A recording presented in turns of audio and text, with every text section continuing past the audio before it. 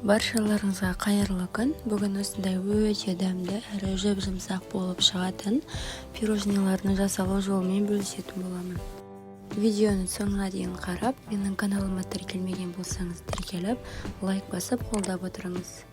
Ең алдымен құрғақ ыдысқа жұмыртқаның ағын қан қоса отырып, біркелкі етіп, яғни пенка болғанша жақсылап тұрып араластырып аламын.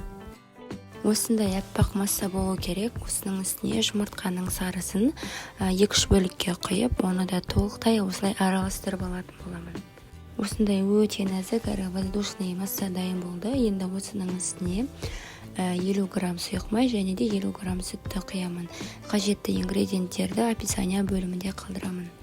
Әрі қарай осы дайындап алған массаның үстіне қажетті мөлшерде ұн мен разрыхлителді, яғни қопсытқышты екеуін қосып, жақсылап венчиктің көмегімен араластырдым. Араластырған кезде мүлде миксерді қолданбаңыздар, тек қана венчиктің немесе қасықты қолдансаңыздар болады.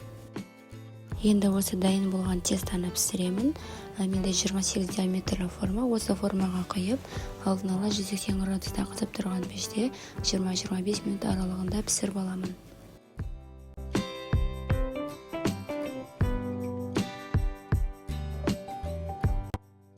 Осылай қызарып, ордасы толық пісіп шығады. Менде осы формаға 2 реттен осылай пісіріп алдым. Сіздер де тура осы рецеппен жасаңыздар, өте жұмсақ әрі воздушный болып пісіп шығады. Сіздің қолдауыңыз мен үшін өте маңызды. Менің каналыма тіркелмеген болсаңыз тіркеліп, мені қолдап, лайк басып отырыңыз. Әрі қарай кремін дайындаймын. Ол үшін творожный сыр және де дайын крем випакты қолдандым. Сіздер де осы креммен жасап көріңіздер, өте күшті шығады, немесе оның орнына 30% сливкеді де қолдансаңыздар болады.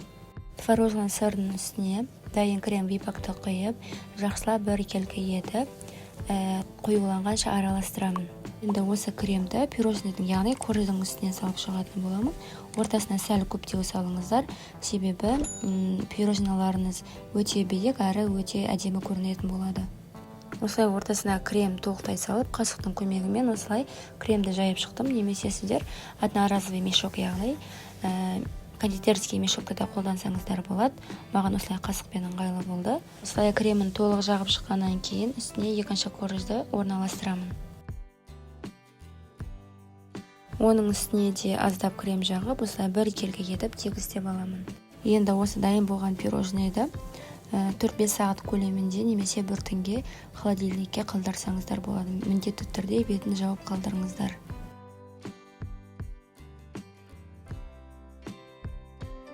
Мен шамамен 3 сағат аралығында холодильникте ұстадым. Кремі сынып, өте дәмді болып шықты. Әрі қарай оформлениясын жасай. Менде оформлениясында особо ештеңе қосқан жоқпын, тек қана апельсинді осылай бірнеше бөліктерге бөліп, осылай үстіне қойып шықтым. Сіздер әртүрлі, яғни фруктыда немесе шоколадты құйып осылай дайындасаңыздар болады. Менің рецептімен жасап көріңіздер, өте сәтті әрі өте дәмді шығады деп ойлаймын. Осылай кесіп, қонақ дастарханға ұсындым.